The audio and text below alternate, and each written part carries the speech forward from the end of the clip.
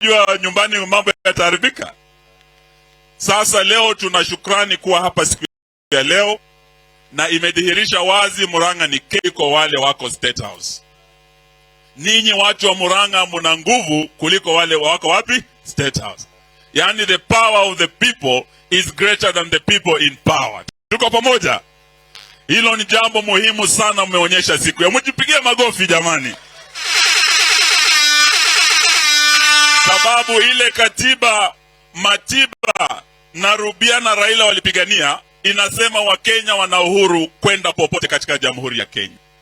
Wakenya wana uhuru kuishi pahala popote, kuwa na uhuru wa fikira na usemi, na kuja kukutana na watu vile tumekuja kukutana nanyi kwa nyumba hii ya Mothers Union hapa Murang'a. Tunawashukuru sana. Na ile demokrasia wamepigania hapa Murang'a, you have a special place in the history of the Republic of Kenya.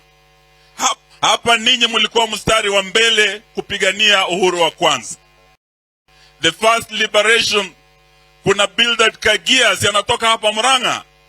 Alitembea na kina Jaramogi na kina Jomo wakafukuza yule mkoloni. So Murang'a, you have a special place in the first